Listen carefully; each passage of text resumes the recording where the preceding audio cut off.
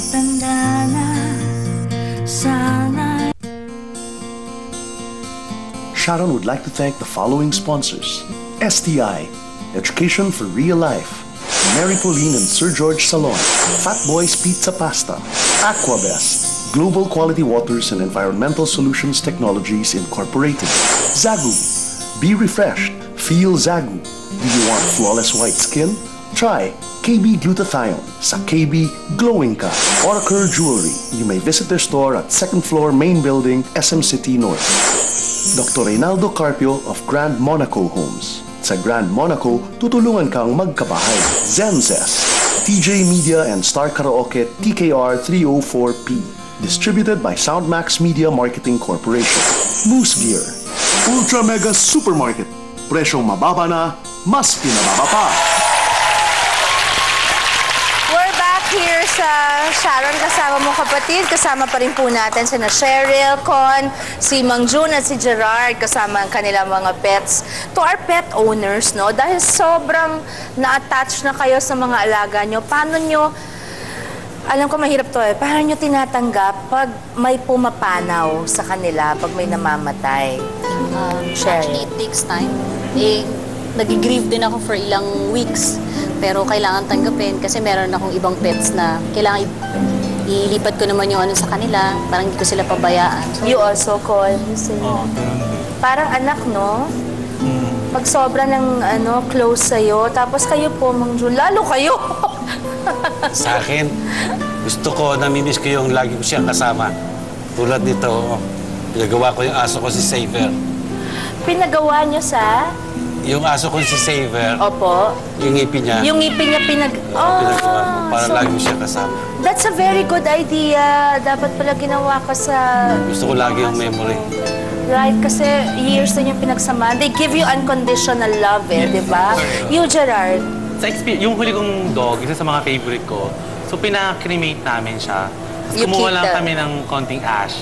May heart ako na nilagay, earn sa bahay namin. Isa pang magandang idea yan. Yes. Kasi ako noong namatayan nga, parang ayoko na, kaya lang biglang nagregaluhan. So the first dog na sabi ko, lalakasan ko yung dog ko, bumili uli, was like 20 years after. The first dog I ever bought was Kaya, and then my first Chow Mochi. So now they're with me. Ngayon naman po, meron din tayong bisitang veterinarian, si Dr. Kim Menyes ng Vet in Practice. Hello, Doktora! Hello, Doc! Kasama rin natin si Miss Ana Cabrera at Attorney Roy Cayaban Jr. from mula naman po sa Philippine Animal Welfare Society or yung kilala nating PAWS, di ba? Okay, to Doktora, ito lang, anong mga dapat tandaan sa pag-aalaga ng pets? The basics lang. Let's say not everybody has ganyang karaming pera or time dahil nag-opisina sila. Yung basics lang. Well, yung proper nutrition po, tsaka yung food, tsaka yung mga vaccines, mga bakuna, kung kailan sila dapat bigyan, para maiwasan din yung mga sakit. Yun, para at least, di ba, may protection na sila. Tapos naman, to our PAWS representative and also si Doktora again, Attorney, ano mga obligasyon nyo sa pets, sa mga sarili mo as a pet owner, at sa mga taong nakapaligid sa pets ninyo? To Ms. Cabrera also. Unang-una po, meron po tayong batas na ito po ay Republic Act 8485, yung tinatawag na Animal Welfare Law, na ito po ay tinadhana noong panahon po ni Presidente Fidel Ramos, 1998 pa. That's fairly recent though. Sana mas noon pa, no? Okay. Anyway, dito ay obligasyon po ng nagmamay-ari ng mga animals na tratuhin na humanely. Kung ating tatagalogin ay makatao. Ngayon, ano po ang mga freedoms po nito?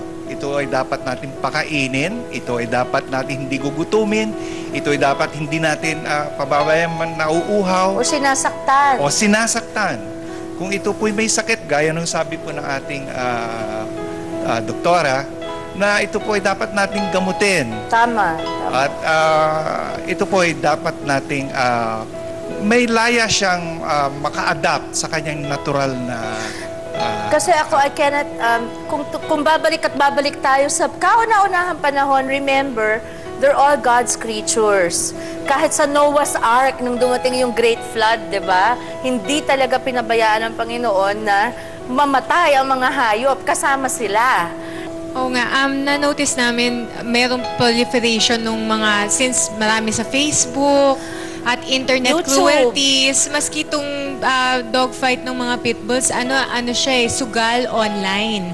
So, marami rin kaming nakita na kung ano-anong ginagawa sa aso, sinasabit sa sampayan, merong aso sinabit sa likod ng SUV. So, lumalaki rin yung awareness ng tao. At the same time, dumadami din yung paraan by which nagiging cruel yung mga tao sa kanila. Bakit sila, anong satisfaction ng, siguro kasi, I don't know, is it snuffing the life out of a living being? I don't know, there's something sick about that. Kaya nga sinasabi namin na kapag ang bata hindi natin naturuan ng basic respect for life, medyo mahihirapan tayong i-transmit yung message na maging mabait ka sa kapwa mo tao. So sa POS kami, naniniwala kami yung mga ganyan, pagiging kind to animals, yung mga basic right na ganyan, wag niyong gugutumin, wag niyong pagmamalupitan, is something na talagang dapat talaga nating i-hammer mabuti sa ating mga anak or i-transmit. Yung POS po, yung organization nyo na I really adore, my friends and I love it. How do you, kunyari po may nirereklamo sa inyo na yung kapitbahay malupit sa kanyang alagang hayop dahil nakikita nila siguro, paano nyo po hinahandle yun? Pinupuntahan nyo ba? Or... Yun nga yung pinag-discuss namin ni attorney. Madalas yung mga tao, kala nila i-report pa sa POS, pero actually may magagawa ka dahil ikaw na yung kapitbahay. Pwede mo na siyang sabihan, kausapin, kasi nakita namin 98% of the cruelty, ignorance. Hindi nila alam na dapat pala. So minsan kausapin nyo lang yung kapitbahay nyo.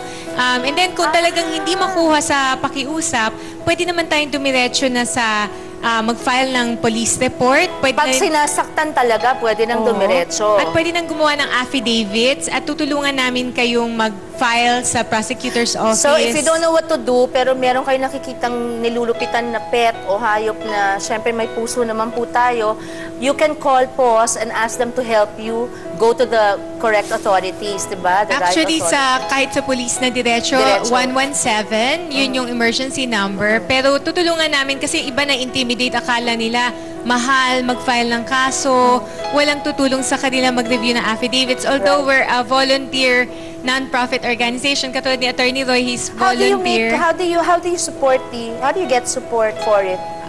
Donations po ng mga tao. Tapos ito nga, pati yung mga work namin, katulad ng lobbying. Kasi right now, meron po kami nilalobby na amendment ng Animal Welfare Act na meron na sa Congress. Nag-iisip nga kami, baka merong mag-sponsor sa Senate. Sasabihin ko yan pag-uwi ko. Oo, kung pwede. Para Do you have papers or something that I can give to my husband? Yes, because it's something please. very close to my heart. Actually, he is the head of the committee na. Oh, that's good. Meron my pong husband's, powers. You know, we're animal lovers, so...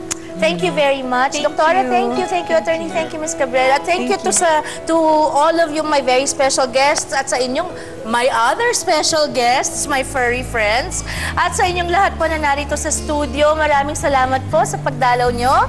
At sa lahat sa inyong nanonood sa amin, mga kapatid, salamat for continuing to watch us. Sharon, kasama mo, kapatid. And thank you again to Pin Antonio for my hair maintenance. For today, thank you, Beyonce, for my hairstyle, and Tita Fanny Serrano for my makeup, as well as Peachy Mariano, Fanny Serrano Salon. Tips and tools for my nail maintenance. Thank you very much. Pinatunayan ng ating mga bisita, mga kapatid, na sa pag-aalaga ng mga pets natin, binibigyan tayo nito ng kakaibang tuwa at kaligayahan. Kaya naman, bagamat hindi sila nakakapagsalita, ang simpleng pagkahol, pagmeow, paglambing ng inyong pet sa inyo, naku, huwag niyong iisnabin yan dahil they love us unconditionally. Ibig sabihin, sabi nga nila, di ba, ang aso, kahit medyo tadyakan mo, nandiyan pa rin, hindi ka pa rin iiwan. Sabi nila, nakita natin ngayong hapon, may koneksyon tayong lahat sa isa't isa. Isang espesyal na koneksyon sa pagitan ng tao at mga hayop, isang koneksyon na nangangailangan ng respeto at walang iba kundi paggalang. Salamat po for joining us. God bless you. See you again. Ako si Sharon, kasama mo, kapatid. Thank you.